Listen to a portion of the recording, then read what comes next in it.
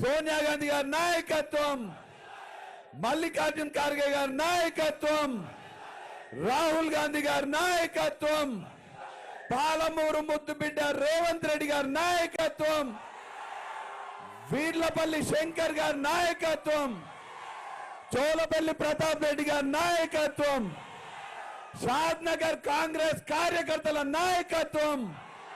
జై కాంగ్రెస్. పాలమూరు ముద్దుబిడ్డ తెలంగాణ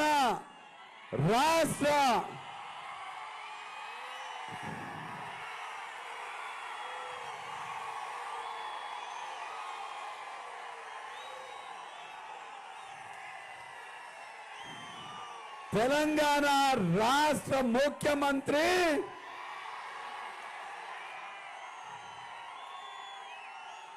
కాంగ్రెస్ పార్టీ కార్యకర్తల గుండె చప్పుడు, షాద్ నగర్ నియోజకవర్గ ప్రజల గుండె ధైర్యం, మన ముఖ్యమంత్రి యనుమల రేవంత్ రెడ్డి గారికి,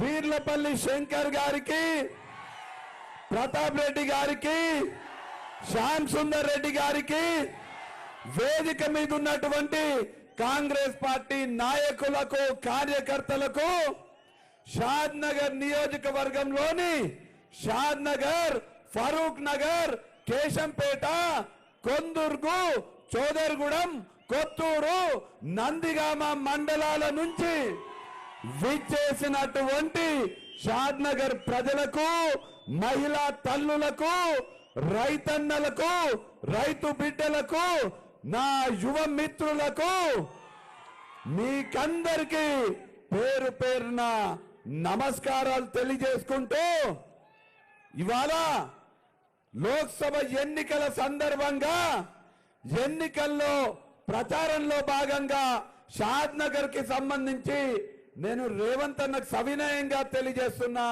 షాద్ నగర్ నియోజకవర్గ నాయకులు, కార్యకర్తలు శంకరన్న గారి ఆధ్వర్యంలో, మరీ ముఖ్యంగా ఇక్కడి యువ కార్యకర్తలు కష్టపడి నిద్ర ఆహారాలు మాని పనిచేస్తున్నారు.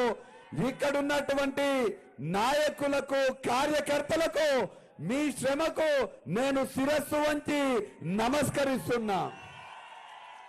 అట్లనే షాద్ నగర్ ప్రజలందరూ కూడా ఇవాళ మేము మొన్న కాంగ్రెస్ కి చెయ్యి గుర్తు కోటేసినాము, శంకరన్నను ఎమ్మెల్యేగా గెలిపించినాము. శంకరన్న పోయి హైదరాబాద్ లో ఓటేస్తే మా రేవంత్ అన్న ముఖ్యమంత్రి అయ్యిండు. మా రేవంత్ అన్న ముఖ్యమంత్రి అయినందుకు మా మహిళలందరం కూడా ఫ్రీగా బస్సుల ప్రయాణం చేస్తున్నాము. మా యువకులకు 3 నెలలల్లా 32,000 ప్రభుత్వ ఉద్యోగాలు వచ్చినాయి. 200 యూనిట్ల లోపు కరెంటు కాల్సే పేదలకు ఉచితంగా విద్యుత్ వస్తున్నది. పేదలకందరికీ కూడా ఇవాళ రేవంత్ అన్న మాకు పెద్ద కొడుకయ్యి 10 లక్షల గుండె ధైర్యం రాజీవ్ ఆరోగ్యశ్రీ పథకాన్ని తెచ్చిండు.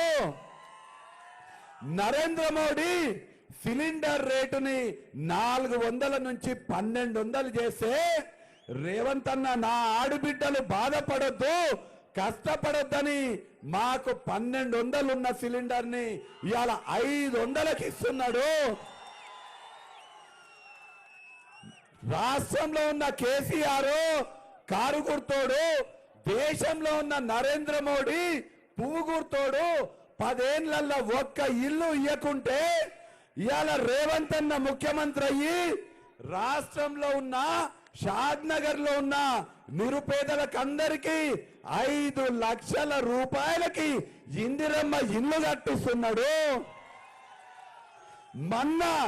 నిన్నగాక 9వ తారీఖు వరకు రైతు భరోసా పైసలేస్తామని 6వ తారీఖు నాడు మీకందరికీ రైతు భరోసా పైసలేసిండు. మాకు ఆగస్టు 15వ తారీఖు వరకు 2 లక్షల రూపాయల రైతు రుణమాఫీ చేయబోతున్నాడు. ఇవన్నీ చేసిన మా పేదల పెన్నిది, మా గుండె చప్పుడు మా రేవంత్ అన్న ఇలా మా షాద్ నగర్కి వచ్చిండు. మాకు ఇన్ని పనులు చేసి పెట్టిన రేవంత్ అన్నకు మేము అండగా ఉంటాము. రానున్న లోక్సభ ఎన్నికల్లో రేవంత్ అన్న బలపరిచిన వంశీచంద్ర రెడ్డికి చెయ్యి గుర్తు కోటేసి రేవంత్ అన్న బలాన్ని ఢిల్లీలో చాటి చెప్తామని చెప్తున్నటువంటి షాద్ నగర్ ప్రజలందరికీ నేను శిరస్సు వంచి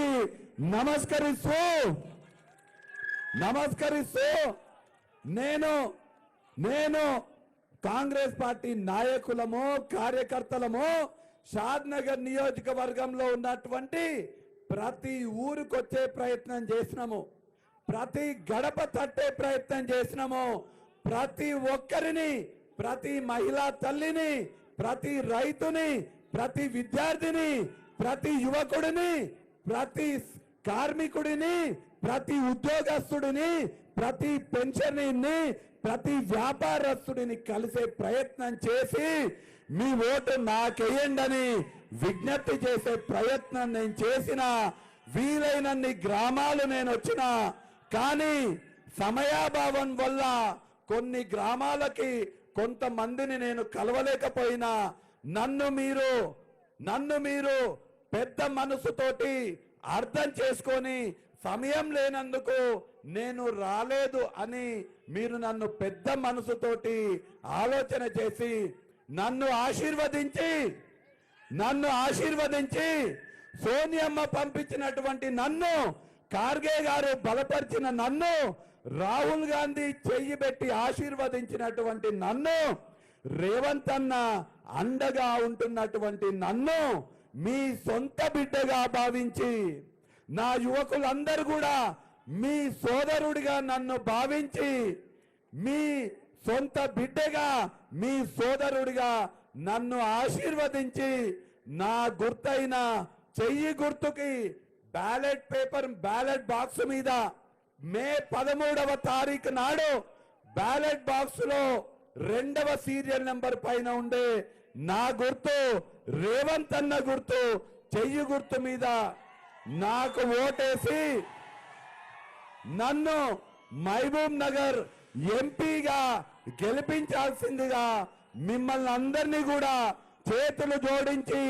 శిరస్సు వంచి మిమ్మల్ని అందరినీ విజ్ఞప్తి చేస్తూ మీరందరూ 13వ తారీఖున చెయ్యి గుర్తుకు వేసే ఓటు కేవలం అభ్యర్థిగా ఉన్న నాకు వేసే ఓటు కాదు, చెయ్యి గుర్తుకు వేసే ఓటు మన గుండె ధైర్యమైన రేవంత్ అన్నకేసే ఓటు,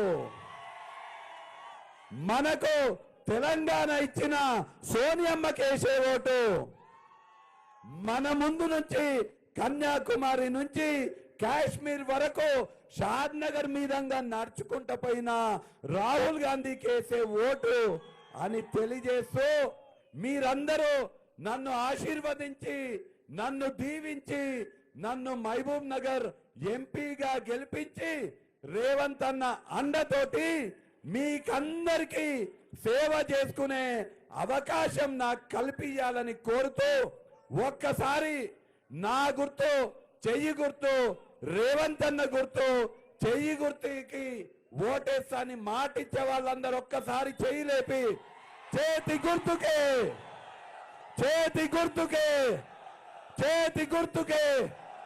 రేవంత్ అన్న చేతి గుర్తుకే జై కాంగ్రెస్ చాలా సంతోషం అన్న. ఈరోజు మన పాలమూరు బిడ్డ మన ప్రియతమ నాయకులు రాష్ట్ర ముఖ్యమంత్రి మన రేవంత్ అన్న మాట్లాడవలసిందిగా కోరుతున్నాం.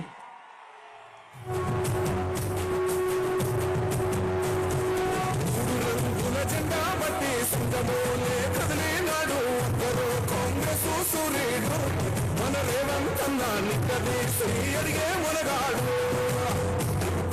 వీడు భూమిన వానైతాడు, సాగల ధైర్యం వీడు దొంగ దొరల భరతం పడతాడు. మన రేవంత్ అన్న పేద ఇంటికి పండుగ తెస్తాడు సోనియమ్మ దీవెనతోని రాహులన్న సైనికుడయ్యి రక్త కొడుకై యుద్ధం చెయ్య సిద్ధమాయే రేవంత్ అన్న జై కాంగ్రెస్, జై జై కాంగ్రెస్. మిత్రులారా,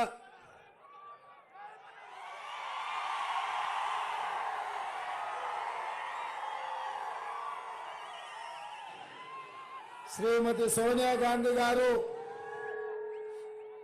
శ్రీ మల్లికార్జున్ ఖర్గే గారు, శ్రీ రాహుల్ గాంధీ గారు మహబూబ్ నగర్ పార్లమెంటు నియోజకవర్గ కాంగ్రెస్ పార్టీ అభ్యర్థిగా వంశీచంద్రెడ్డి గారిని ఎన్నికల బరిలో దించితే అఖండమైన మెజారిటీతో గెలిపించాలని ఈనాడు షాద్నగర్ నియోజకవర్గమైన షాద్నగర్ పట్టణం అంబేద్కర్ గారి సాక్షిగా శాసనసభ్యులు వీర్లపల్లి శంకర్ గారు, మాజీ శాసనసభ్యులు సోదరుడు ప్రతాప్ రెడ్డి గారు, జిల్లా పార్టీ నాయకులు, మండల పార్టీ నాయకులు, గ్రామ శాఖ అధ్యక్షులు, ప్రాణ సమానులైన వేలాది మంది కాంగ్రెస్ పార్టీ కార్యకర్తలు ఈరోజు ఇక్కడికి వచ్చి వంశీచంద్రెడ్డి గారిని ఆశీర్వదించి కాంగ్రెస్ పార్టీని గెలిపించడానికి కంకణం కట్టుకున్న మీకందరికీ మనస్ఫూర్తిగా ధన్యవాదాలు, కృతజ్ఞతలు తెలియజేస్తున్న మిత్రులారా, ఈ ఎన్నికలు ఆషామాషి ఎన్నికలు కాదు. ఇప్పటి వరకు 17 సార్లు పార్లమెంట్ ఎన్నికలు జరిగినాయి. ఈసారి 18వ పార్లమెంటు ఎన్నికలు జరగబోతున్నాయి. మా మిత్రులు అనుకోవచ్చు, ప్రతిసారి ఎవరినో ఒకరిని ఎన్నుకుంటున్నాం, ఎన్నుకున్న వాళ్ళు ఢిల్లీకి పోతుండ్రు, మా తరఫున మాట్లాడింది లేదు, మాకు తెచ్చింది కూడా లేదు అని. కానీ ఇవాళ మీకొక్క మాట గుర్తు చేయదలుచుకున్నా. హైదరాబాదు రాష్ట్రం ఆనాడు నిజాం నవాబు నుంచి విముక్తి కలిగిన తర్వాత హైదరాబాద్ రాష్ట్రానికి తొలి ముఖ్యమంత్రిగా మన ప్రాంతం వాడు, మన షాద్నగర్ వాడు బూర్గుల రామకృష్ణారావు గారు మొట్టమొదటి ముఖ్యమంత్రిగా ఈ ప్రాంతానికి నాయకత్వం వహించిండు. మళ్ళీ 70 సంవత్సరాలు పట్టింది ఈ పాలమూరు గడ్డకు మీ బిడ్డకు ముఖ్యమంత్రి అయ్యే అవకాశం రావడానికి. ఈ 70 సంవత్సరాలల్లా ఉమ్మడి రాష్ట్రంలో ప్రత్యేక తెలంగాణలో 16-17 మంది ముఖ్యమంత్రులైనా మన జిల్లాకు ముఖ్యమంత్రి కాదు కదా, కీలకమైన మంత్రి పదవులు కూడా ఆనాడు ఇవ్వడానికి నాయకత్వాలు ముందుకు రాలే. కానీ తెలంగాణ రాష్ట్రం వచ్చిన 10 సంవత్సరాల తర్వాత చంద్రశేఖరరావు బీఆర్ఎస్ పార్టీ చేస్తున్న విధ్వంసం 10 ఏళ్లలో 100 సంవత్సరాలకు సరిపోయే విధ్వంసాన్ని చేసి వేల కోట్ల రూపాయలు కొల్లగొడుతుంటే తెలంగాణ రాష్ట్రం 4 కోట్ల ప్రజలు ఏకమై మీ బిడ్డను, మీ సోదరుణ్ణి కాంగ్రెస్ పార్టీ అధ్యక్షుడిని చేసి ఇవాళ బీఆర్ఎస్ పార్టీని బొందబెట్టే అవకాశం కాంగ్రెస్ పార్టీ సోనియమ్మ ఇచ్చిండ్రు. అందుకే ఇవాళ ఉమ్మడి రాష్ట్రంలో మొదలైన ప్రాజెక్టులు కల్వకుర్తి కావచ్చు, భీమా కావచ్చు, నెట్టంపాడు కావచ్చు, కోయిల్ సాగర్ కావచ్చు, సంగం బండ కావచ్చు, పాలమూరు రంగారెడ్డి ఎత్తిపోతలు కావచ్చు, లచ్చిందేవిపల్లి రిజర్వాయర్ కావచ్చు, ఇవాళ ఈ ప్రాజెక్టులు ఉమ్మడి రాష్ట్రంలో పూర్తి కాలేదంటే ఆనాడు మనం చెప్పుకునే అవకాశం ఉండే. ఉమ్మడి రాష్ట్రంలో సమైక్య పాలనలో సీమాంధ్ర నాయకులు తెలంగాణను ఎడారిగా చేర్చిండ్రు, పడావు పెట్టిండ్రు అని. కానీ 2009లో కరీంనగర్ వదిలి పాలమూరుకు వలస వచ్చిన చంద్రశేఖర్ రావును పాలమూరులో ఊరు లేకపోయినా పార్లమెంటులో నోరు లేకపోయినా మన భుజాల మీద మోసి పల్లకిలో పార్లమెంటుకు మనం పంపిస్తే ఎంపీ అయి తెలంగాణ రాష్ట్రం వచ్చిన తర్వాత వచ్చిన రాష్ట్రానికి ముఖ్యమంత్రి అయి ఉమ్మడి పాలకుల కంటే ఎక్కువ ద్రోహం చేసిండు, తీరని అన్యాయం చేసిండు. అందుకే తెలంగాణ రాష్ట్రంలో 10 సంవత్సరాలైనా మన ప్రాజెక్టులు ఎక్కడి అక్కడనే ఉన్నాయి. మన పాలమూరు వలసల బతుకులో మార్పు రాలేదు, మన జీవితాలలో వెలుగు తేలేదు. అందుకే మిత్రులారా, ఇవాళ మీ అందరి ఆశీర్వాదంతో నల్లమల్లలో పుట్టిన నేను, వ్యవసాయ కుటుంబం నుంచి వచ్చిన నేను, మీ సోదరుడుగా, ఒక జడ్పీటీసీగా, ఆనాడు ఎమ్మెల్సీగా ఈ షాద్ నగర్ అండగా నిలబడి అత్యధికంగా ఓట్లు ఇచ్చి మీరందరూ కష్టపడి బలపరిచి శాసన మండలి సభ్యుని చేస్తే ఆ రోజు నుంచి ఈ రోజు వరకు వెనక్కి తిరిగి చూడకుండా మీరు నాటిన మొక్క వృక్షమై తెలంగాణ రాష్ట్రానికి ముఖ్యమంత్రి అయి 4 కోట్ల ప్రజల యొక్క బాధ్యత ఇవాళ మీ బిడ్డగా నేను తీసుకున్నా. అట్లాంటి కీలకమైన సందర్భంలో ఈ పార్లమెంట్ ఎన్నికలు వచ్చినాయి. ఊరన్న తర్వాత అంతా మంచోళ్ళే ఉండరు, ఊర్లో ఎవడో ఒకడు ఉంటాడు ఊరుని ఏదో ఒకటి చెయ్యాలని. ఇవాళ గట్లనే కాంగ్రెస్ పార్టీ జడ్పీటీసీని చేసింది, కాంగ్రెస్ పార్టీ ఎమ్మెల్యేని చేసింది, కాంగ్రెస్ పార్టీ మంత్రిని చేసింది డీకే అర్ణమ్మను. ఇవాళ డీకే అర్ణమ్మ పేరును ఎవరైనా గుర్తుపడుతుండ్రంటే అది కాంగ్రెస్ పార్టీ కార్యకర్తల కష్టం, కాంగ్రెస్ పార్టీ కార్యకర్తల శ్రమ. నమ్మిన పార్టీని మోసిన కార్యకర్తలను అన్యాయం చేసి శత్రువు పక్కన చేరి ఇవాళ కాంగ్రెస్ ను ఓడిస్తా రేవంత్ రెడ్డిని పడగొడతా అని బయలుదేరింది. నేను అడుగుతున్న మిత్రులారా, ఈ పాలమూరు బిడ్డ 70 ఏళ్ల తర్వాత మీ అభిమానంతో ఈ రాష్ట్రానికి ముఖ్యమంత్రి అయితే అర్ణమ్మ పొట్లో కత్తి పెట్టుకొని ఇవాళ వెన్నుపోటు పరుస్తా కాంగ్రెస్ పార్టీని ఓడిస్తా అంటే మీరు చూసుకుంటూ ఉంటారా అని మిమ్మల్ని అందరూ నేను అడుగుతున్నా.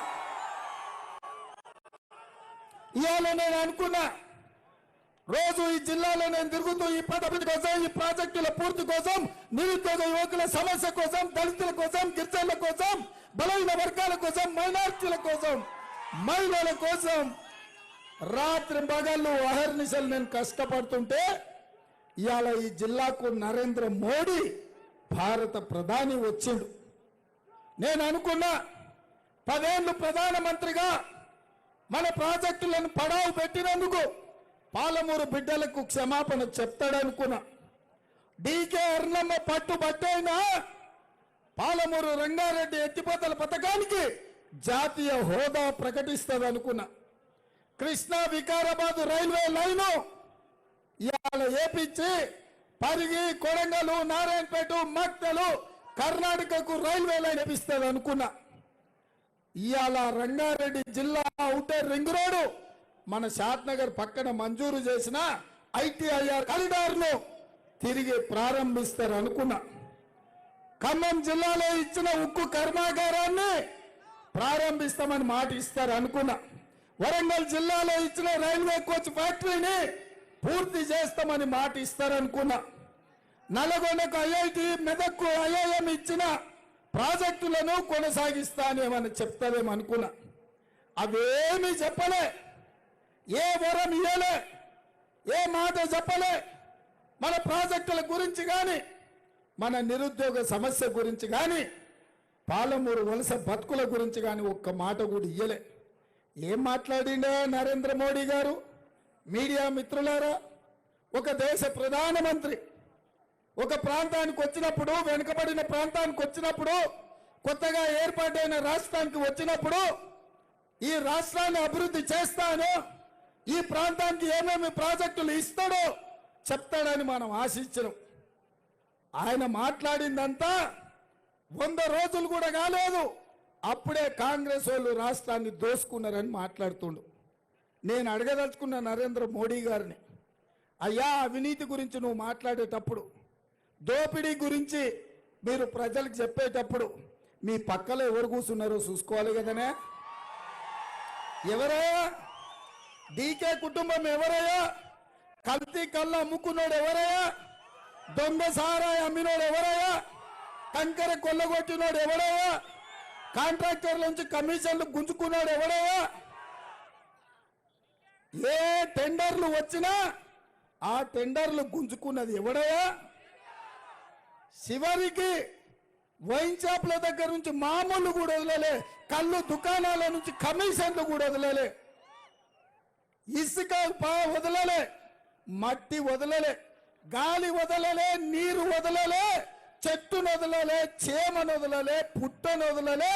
పాలమూరు జిల్లాను పట్టి పీడించిన చీడ పీడను పక్కన ఊసబెట్టుకొని నీతి గురించి నువ్వు మాట్లాడితే ఎట్లా నరేంద్ర మోడీ గారు? మీకు తెలియదా డీకే చరిత్ర ఏందో? ఈ జిల్లాని రాష్ట్రాన్ని దోసుకున్న వివరాలు మీకు దగ్గర లేవా? మీరు ప్రధానమంత్రిగా ప్రాంతానికి వచ్చేటప్పుడు ఈ ప్రాంతంలో దొంగలెవరో, గజ దొంగలెవరో, దోపిడీదారులెవరో, దోసుకున్నది ఎవరో వివరాలు తెలుసుకోవా? వాళ్ళ ఫోటోలు చూడవా అని నేను అడుగుతున్నా. 20 ఏళ్ల నుంచి ఈ జిల్లాలో జడ్పీటీసీగా, ఎమ్మెల్సీగా, 3 సార్లు ఎమ్మెల్యేగా, ఎంపీగా, ఈ రాష్ట్ర ముఖ్యమంత్రిగా పనిచేసిన ఎవరినైనా ఈ జిల్లాలో ఏ బిడ్డనైనా, నా శత్రువునైనా, పక్క పార్టీనే అడగండి, రేవంత్ రెడ్డి ఎవరికన్నా ఫోన్ చేసిండా? ఎవరినన్నా ₹1 అడిగిండా? ఇవాళ నా ప్రాంతానికి వచ్చి, నా గడ్డ మీదకి వచ్చి, మా అన్నదమ్ముల మధ్యలో నించొని ఇవాళ మా జిల్లాను అవమానించే అవకాశం, అధికారం మీకు ఎవరిచ్చిండ్రు? నరేంద్ర మోడీ గారు. ఇవాళ డీకే అర్ణమ్మ నమ్ముకొని ప్రజల నుంచి వచ్చిన నన్ను, నల్లమల ప్రాంతం నుంచి రైతు బిడ్డగా, ఒక యువకుడిగా, ఏ రాజకీయ నేపథ్యం లేకపోయినా కష్టపడి కింది నుంచి ముఖ్యమంత్రి పదవి వరకు వచ్చిన నన్ను నా జిల్లాకు వచ్చి అవమానిస్తావా? ఇది న్యాయమా? ఇది నీకు ధర్మమా? ఇవాళ సవాలు విసురుతున్న ఈ జిల్లాలో ఎవరినైనా అడగండి, ఏ యువకునైనా కదిలించండి, ఏ ఆడబిడ్డనైనా పలికించండి. డీకేల చరిత్ర ఏందో, మీ రేవంత్ అన్న చరిత్ర ఏందో అడగమని. నరేంద్ర మోడీ షాద్నగర్ అంబేద్కర్ చౌరస్తాలో బ్యాలెట్ బాక్స్ పెట్టండి. ఎవరు అవినీతి పరులో, ఎవరి దోపిడీదారులో, ఎవరు దొంగ సారాయి అమ్మిందో, ఎవరు కల్తీ కళ్ళు అమ్మిందో, ఎవరు ఇసుక దోసుకున్నారో, ఎవరు మట్టిని దోసుకున్నారో, ఎవరు కంకర కొల్లగొట్టినరో, ఎవరు కాంట్రాక్టర్ల దగ్గర కమిషన్లు అడిగినరో, ఎవరు రోడ్ల కాంట్రాక్టులు చేసిండ్రో, ఎవరు రియల్ ఎస్టేట్ వాళ్ళను వసూళ్లు చేసిండ్రో, సవాలు చేద్దామా? షాద్నగర్ చౌరస్తాలో ఓటింగ్ పెడదామా? ఒకవేళ ఈ షాద్నగర్ చౌరస్తాలో నాది తప్పని తేలితే నేను అంబేద్కర్ సాక్షిగా ఈ చౌరస్తాలో ముక్కు నేలకు రాస్తా. ఒకవేళ డీకే కుటుంబమే, కేడీ కుటుంబమని దొంగలు, దోపిడీదారులు అంటే 4 కోట్ల తెలంగాణ ప్రజలకు మీరు క్షమాపణ చెప్పాలి. నరేంద్ర మోడీ గారు, మీరేదో ఆశామాష అనుకుంటున్నారు, అల్కగా ఏదైనా అనొచ్చు అనుకుంటున్నారు. ఇది మీ గౌరవానికి మంచిది కాదు, మీ హోదాకి గౌరవం తెచ్చిపెట్టదు. మీరు ఈ దేశ ప్రధానమంత్రి, మీరు మాట్లాడేటప్పుడు, మీరు ఆరోపణ చేసేటప్పుడు చూడండి ఎవరు ఎక్కడి నుంచి వచ్చిందో, ఎవరి చరిత్ర ఏందో కనుక్కోండి. ఇవాళటి వరకు కార్యకర్తల కష్టంతో, కార్యకర్తలు తమ చెమటను తమ రక్తాన్ని చెమటగా మార్చి దారబోసి, వాళ్ళు 3 రంగుల జెండా పోసి భుజాల మీద ఎత్తుకొని ఈ ముఖ్యమంత్రి కుర్చీలో కూసబెట్టిండ్రు. ఇది నా గొప్పతనం కాదు, మా కార్యకర్తల కష్టం అని చెప్పి నేను చెప్తున్నా. మీరు చేసిన అవమానం నన్ను కాదు, నా పాలమూరు బిడ్డలను అవమానించిండ్రు, నా కుటుంబ సభ్యులను అవమానించిండ్రు. మా పాలమూరు గడ్డ మీద తులసి వనం లాంటి ఈ పాలమూరులో కొన్ని గంజాయి మొక్కలు మొలిచినాయి, గడీల నుంచి వచ్చిండ్రు, ఇవాళ బంగ్లా రాజకీయాలు చేస్తుండ్రు. పొద్దుపూట బీఆర్ఎస్ బీజేపీ వేరే వేరే అంటారు, చీకటి అయితే వాడే వీడు వీడే వాడు. ఎన్ని రోజులు నడుస్తాయి కుమ్ముక్కు రాజకీయాలు? ఎన్ని రోజులు ఈ దగాకోరు రాజకీయాలు అని నేను అడుగుతున్నా. మా షాద్నగర్ యువకులు, మా కాంగ్రెస్ పార్టీ కార్యకర్తలు హుషారు కాదనుకుంటున్నావా? మీరు ఎట్లొచ్చినా, ఏ రూపంలో వచ్చినా, ఏ అంగి తొడిగినా, ఏ రంగు మార్చినా, మీరు ఎట్లొచ్చినా, మిమ్మల్ని చీకట్లో చూసినా వెనుక నుంచి చూసినా దొంగలు ఎవరో గుర్తు పడతారు, బొంద పెడతారు. అందుకే మిత్రులారా, ఇవాళ కుట్ర జరుగుతుంది. ఈ కుట్ర వెనకాల పాలమూరు నాయకత్వాన్ని బలహీనపరచాలి. పాలమూరులోనే ఓడిస్తే ఇంట్లో గెలవనోడు రచ్చ గెలుస్తాడా అని ఊరంతా రాద్ధాంతం చెయ్యాలని ఇవాళ బీఆర్ఎస్ వాళ్ళు బీజేపీకి అమ్ముడు పోయి బీజేపీని గెలిపించాలనుకుంటున్నారు. నాయకులు అమ్ముడు పోయినా బీఆర్ఎస్ కార్యకర్తలు నేను విజ్ఞప్తి చేస్తున్నా, మీ శ్రమను బీజేపీ కాళ్ళకాడ తాకట్టు పెట్టి బిడ్డ బెయిల్ కోసం చంద్రశేఖరరావు కుమ్ముక్కైతున్నాడు. మీరు ఆలోచన చెయ్యండి. మీకు మాకు సరిపోకపోవచ్చు, మొన్నటి ఎన్నికల్లో మేము నిన్ను ఓడగొట్టుండొచ్చు, మీకు మా మీద కోపం ఉండొచ్చు, కానీ మా మీద కోపంతో వాళ్ళెంబడి పోయిండ్రంటే పెన్న మీద నుంచి పొయ్యిల పడ్డట్టు అవుతుంది. ఆ తర్వాత కాటికి పోతారు. రేపు సర్పంచులు, ఎంపీటీసీలు, ఎంపీపీలు, జడ్పీటీసీలలో మీ ఊర్లలో మీకు ఉండనే ఉండదు. మీ దుకాణమే బంద్ అవుతుంది. ఇవాళ చంద్రశేఖరరావు బిడ్డ బెయిల్ కోసం మిమ్మల్ని తాకట్టు పెడుతున్నాడు. మీరు ఆలోచన చేసుకోండి. అదేవిధంగా మిత్రులారా, నేను ఒక్కటే మాట అడగదలుచుకున్నా. మన ప్రాజెక్టులు పూర్తి చేసుకోవాలంటే రాష్ట్రంలో ప్రశాంతమైన వాతావరణం ఉండాలి. ఒకనాడు మీరందరూ ఆలోచన చేయండి. ఇంటికి పోయినాక మీ నాయననో లేకపోతే నాయనమ్మనో తాతనో అడగండి. ఒకనాడు హైదరాబాద్ నుంచి మన షాద్నగర్ రావాలన్నా, కల్వకుర్తి పోవాలన్నా, పురాతన పట్టణం నుంచి రావాలంటే అక్కడ మనుషుల మధ్యలో చిచ్చు పెట్టి, మతాల మధ్యలో కొట్లాట పెట్టి, కత్తులతో పడుచుకుంటుంటే, రక్తం చిందుతుంటే మన భూములు 10,000 కూడా ఎకరం ఎవరు అడగలే. కానీ 94 నుంచి 2014 వరకు 20 ఏళ్ళు మనం కష్టపడి ఆనాడు డాక్టర్ వైఎస్ రాజశేఖర రెడ్డి గారి నేతృత్వంలో కాంగ్రెస్ ప్రభుత్వంలో ఔటర్ రింగ్ రోడ్డు, అంతర్జాతీయ ఎయిర్పోర్టు, ఐటీ కంపెనీలు, ఫార్మా కంపెనీలు, హార్డ్వేర్ పార్కులు ఈ ప్రాంతానికి తెస్తే ఇవాళ మన షాద్నగర్ లో భూములు 10 కోట్లు, 20 కోట్లు, 30 కోట్లకి ఎకరం పోతుంది. బుక్కెడు భూమికే కష్టపడే షాద్నగర్ ప్రాంతం ఆగర్భ శ్రీమంతుల ప్రాంతం అయింది. ఎందుకైంది? మతాల మధ్య సామరస్యం తెచ్చి, మనుషుల మధ్యలో శత్రుత్వం తగ్గించి, ఒకరు ఒకరు బాయ్ బాయ్ అని ఈరోజు మనం పిలుచుకునే పరిస్థితులు కల్పించి, పెట్టుబడులు తీసుకొచ్చి 1,000 కోట్ల రూపాయల పెట్టుబడులు పెట్టి జాతీయ అంతర్జాతీయ కార్పొరేట్ కంపెనీలను తెచ్చి లక్షలాది ఉద్యోగాలు ఇచ్చినందుకు ఇవాళ మన ప్రాంతం అభివృద్ధి చెందింది. చూస్తుంటేనే ఎయిర్పోర్టు షాద్నగర్ కలిసిపోతే తొందరలోనే కొత్తూరు దాటుకొని ఇక్కడికి వచ్చేస్తారు. ఒకనాడు కోకపేట ఎక్కడుందంటే ఏమో పల్లెటూరు అనేది. కోకపేట 100 కోట్లకి ఎకరం అయింది భూమి. ఎందుకైందా? హైదరాబాదులో మత కల్లోలాలు లేవు, మనుషుల మధ్యలో పంచాయతీలు లేవు, కత్తులు కడుపుల్లో కూర్చుకునే విధానం లేదు. అందుకే ఇవాళ మన రాష్ట్రం, మన నగరం అంతర్జాతీయ ఖ్యాతి వచ్చింది, విశ్వ నగరంగా మారింది. ఇవాళ మనం శ్రీమంతులమైనం. అట్లాంటి రాష్ట్రంలో ఇవాళ బీజేపీ కుట్ర చేస్తుంది.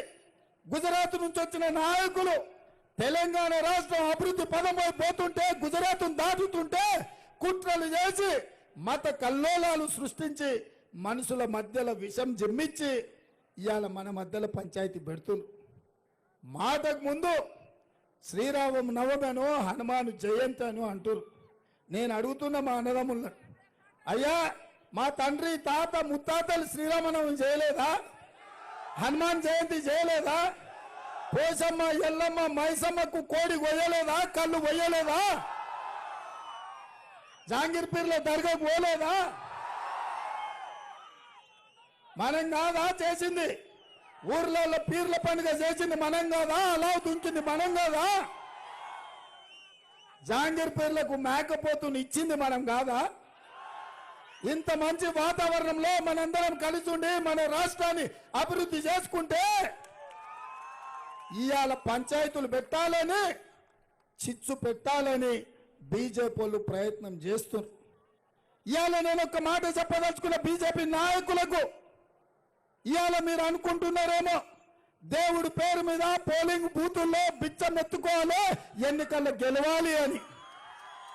కానీ నేను తెలంగాణ రాష్ట్ర ముఖ్యమంత్రిగా, పిసిసి అధ్యక్షుడిగా ఒక మాట చెప్పదలుచుకున్న బీజేపీ నాయకులకు, నరేంద్ర మోడీ గారికి, దేవుడు గుడిలో ఉండాలి, భక్తి గుండెల్లో ఉండాలి.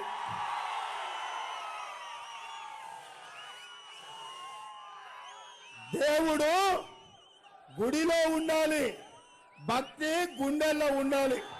వాడే అసలైన హిందువు, వాడే మత సామరస్యాన్ని కాపాడుతాడు, వాడే ఈ రాష్ట్రాన్ని అభివృద్ధి చేస్తాడు. దేవుడిని తీసుకొచ్చి షాద్నగర్ బస్టాండ్ లో స్తంభాలంలో పెట్టి బిచ్చం అడుక్కునేటోడు హిందువు ఎట్లయితాడయా? ఎట్లయితారు? అందుకే మిత్రులారా, ఇవాళ బీజేపీ కుట్ర చేస్తుంది, ఎట్లయినా గెలవాలని చూస్తుంది, ఈ రాష్ట్రంలో పాగా వేయాలని చూస్తుంది. నేను మీకు చెప్పదలుచుకున్నా, ఉత్తరప్రదేశ్లో బీజేపీ అధికారంలో ఉంది. ఢిల్లీ పార్లమెంటు నుంచి నోయిడా అనే పట్టణం 25 నిమిషాలలో వెళ్తాం. ఆడ షాద్నగర్లో ఎకరం అమ్మితే 100 ఎకరాలు వస్తుంది. ఢిల్లీ పక్కన అరగంట దూరంలో షాద్నగర్లో ఎకరానికి ఆడ 100 ఎకరాలు వస్తుంది. ఎందుకు ఆడ ధర లేదు? ఎందుకు పెట్టుబడులు వస్తలేవు? ఎందుకు పరిశ్రమలు ఉంటలేవు?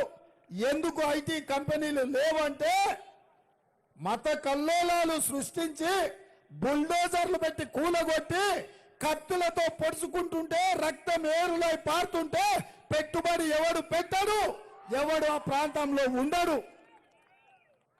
మరి ఉత్తరప్రదేశ్లో బీజేపీ ఉండి, ఉత్తరప్రదేశ్ నుంచే ప్రధానమంత్రి నరేంద్ర మోడీ ఉండి, రాజ్నాథ్ సింగ్ రక్షణ శాఖ మంత్రి ఉండి, నిర్మలా సీతారామన్ ఆర్థిక మంత్రిగా ఉంటే ఉత్తరప్రదేశ్ నోయిడాలో దివాలా తీసింది. ఎందుకు? మత కల్లోలాలు ఉన్నందుకు, మనుషుల మధ్యలో విషం చిమ్మిచ్చినందుకు. ఇవాళ నేను అడుగుతూ ఇక్కడికి వచ్చిన వేలాది మంది యువకులను, ఈ తెలంగాణ సమాజాన్ని, 4 కోట్ల ప్రజల్ని, నిజంగానే బీజేపీ మత విద్వేషాలు రెచ్చగొట్టి రేపు రాబోయే ఎన్నికల్లో 5, 6, 7 ఎంపీలు గెలిస్తే ఈ రాష్ట్రంలో ప్రభుత్వం ఏర్పాటు చేయాలని మతాల మధ్యలో, మనుషుల మధ్యలో చిచ్చు పెట్టి కత్తులతో పడుచుకుంటే పెట్టుబడులు వస్తాయో? ఉన్నాయి తరలిపోతే మన భూములేం కావాలి, మన బతుకులేం కావాలి, మన ఉద్యోగాలేం కావాలి, మన పరిశ్రమలు ఎటు పోవాలి? మిత్రులారా, బీజేపీ గెలవడానికి రాష్ట్రాన్ని సర్వనాశనం చేసుకుందామా? ఆలోచన చెయ్యండి, చెప్పండి. అర్ణమ్మని ఎంపీ చేయడానికో, ఎవరినో విశ్వేశ్వరరెడ్డిని కేంద్ర మంత్రిని చెయ్యడానికో, ఈటెల రాజేందర్ గారికి అధికారంలో కుర్చీలో కూసబెట్టడానికో రాష్ట్రాన్ని బలిద్దామా? ఇవాళ ఆలోచన చేయండి. ఇది ఎన్నికలు కాదు. ఈ ఎన్నికలను అడ్డం పెట్టుకొని మనుషుల మధ్యలో విషం చిమ్మించి, మనుషుల మధ్యలో గోడలు కట్టి, తెలంగాణను ఎడారిగా మార్చి, తెలంగాణను పడావు పెట్టి, ఇవాళ తెలంగాణ ప్రజల ప్రాణాల మీద నరేంద్ర మోడీ గారు ఢిల్లీలో గద్దెను ఎక్కాలనుకుంటున్నారు.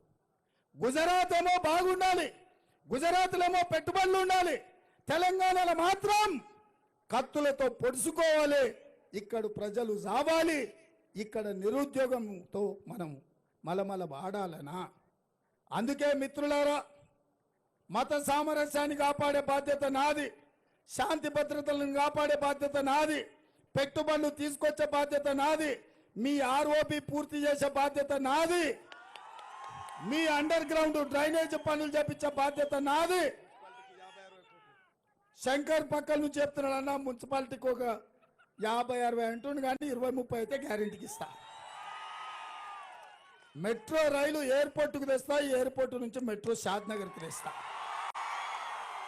షాద్నగర్ ఇంకా ఏమాత్రం ఊరు కాదు, షాద్ నగర్ ఒక పట్టణం ఒక నగరంగా మార్చే బాధ్యత నాది. ఇవన్నీ చెయ్యాలన్నా మా ముదిరాజు సోదరులను బీసీడీ నుంచి ఏ గ్రూపులకు తేవాలన్నా మా మాదిగ ఉపకులాలను వర్గీకరణ చెయ్యాలన్నా మిత్రుడు వంశీచంద్ర రెడ్డి పార్లమెంట్కి వెళ్ళాలి. 24 గంటలు నేను మీ మధ్యలుండి మీ దగ్గర పనిచేస్తే అనుమతులు తేవాల్సింది, సమస్యలు పరిష్కరించాల్సింది ఢిల్లీలో. మీకోసం ఒక సిపాయి ఢిల్లీలో ఉండాలి, మీకోసం కట్టె పట్టుకునేటోడు, మీకోసం కంఠం విప్పేటోడు ఢిల్లీలో ఉండాలి. అర్ణమ్మ గెలిస్తే బంగళాలు ఉంటుంది, ఢిల్లీలో మోడీ గల్లీలో ఉంటుంది. కానీ 10 ఏళ్ళు అయింది, ఏమన్నా తెచ్చిండ్రా? మరి ఎందుకయ్యా బీజేపీ కోటేయాలి? అందుకే మిత్రులారా, ఇవాళ నా సూచన, మనకే ఇది పరీక్ష. ఈ ఎన్నికల్లో నేను కాదు, ఈ ఎన్నికల్లో వంశీ కాదు, పాలమూరు యువకులే ఈ ఎన్నికల్లో పోటీ చేస్తున్నారు. పాలమూరు పౌరుషానికి ఢిల్లీ సుల్తాన్ల పెత్తనానికే పోటీ. ఇలా గుజరాత్ నుంచి నరేంద్ర మోడీ వచ్చినా, అమిత్ షా వచ్చినా, పాలమూరు వచ్చినా, లేకపోతే నారాయణపేట వచ్చినా, మక్తల్ వచ్చినా, షాద్నగర్ వచ్చినా ఒకటే మాట, మీ రేవంత్ అన్నను ఓడించాలని. ఏం చేసినా నేను 100 రోజులు కాలే, ఆడబిడ్డలకు ఆర్టీసీలో ఉచిత బస్సు ఇచ్చిన, 500 రూపాయలకే సిలిండర్ ఇచ్చిన, 200 యూనిట్లు ఉచిత కరెంట్ ఇచ్చిన, 3 నెలల్లో 30,000 నిరుద్యోగ యువకులకు ఉద్యోగాలు ఇచ్చిన, రాజీవ్ ఆరోగ్యశ్రీలో 10 లక్షల రూపాయల సాయం చేసిన, ఇందిరమ్మ ఇండ్లు నియోజకవర్గానికి 3,500, 4.5 లక్షల ఇండ్లు 22,500 కోట్లు మంజూరు చేసిన. ఈ దేశంలో బీసీ జనాభా లెక్క కట్టాలి, కులగణన చెయ్యాలి, వాళ్ళ దామాష ప్రకారం రిజర్వేషన్లు పెంచాలి, నిధులు ఇవ్వాలని ఆదేశాలు ఇచ్చిన. గంజాయి మొక్కల్ని ఏరేసిన, డ్రగ్స్ గంజాయి అంటే మక్కలు ఇరుగుతాయని ఈరోజు రాష్ట్రంలో ఉక్కు పాదం మోపిన. 100 రోజుల్లో ఇన్ని పనులు చేసిన నేను, నిన్న మొన్న ఒక ఆయన తిరిగిండు, కొడుకు అన్నాడు కారు ఖరాబ్ అయింది, షెడ్డుకు పోయిందని. నేను ఆ పిచ్చోని చెప్పిన, వాపసు వస్తుందంటే, ఓరి పిచ్చోడా, కారు ఖరాబు కాదు, అనుం చెడ్డది, కార్ఖానకు పోయింది, ఆ నుంచి జుమ్మరాత్ బజార్లో తూకం కింద అమ్ముతారని. అయ్యా గుర్తుపట్టిండు, బస్ వేసుకొని బయలుదేరిండు. మహబీనగర్ పోయిండు, నాగర్ కర్నూలు పోయిండు, మిర్యాలకు కూడా పోయిండు, సూర్యాపేట పోయిండు, భువనగిరి పోయిండు. మొత్తం చూసిన ఏం మాట్లాడుతాడని, ఏం మాట్లాడలే. వెనకటికెవడో తిక్కలోడు తిరునాళ్ళకు పోతానంట, ఎక్కనిక్క దిగనికనే సరిపోయిందంట. ఇక ఆయన పొంకనాలకైతే అడ్డమే లేదు. వెనకటికి ఊర్లో కూడా పిట్టలతో అడుక్కోవడానికి వచ్చి పొంకనాల పోసిగానికి 3 ఎడ్లున్నాయంట, 36 దొడ్లున్నాయని చెప్పిండట.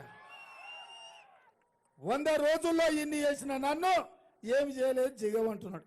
10 ఏళ్ళ నుంచి గాడిదలు కాసిండు ఆయన. అందుకే కదా బోర్ల పడేసారు, బొక్కలు ఇరగొట్టారు, బొంద పెట్టిరు బీఆర్ఎస్ పార్టీని. ఇవాళ వాళ్ళు కూడా మన గురించి మాట్లాడుతున్నారు.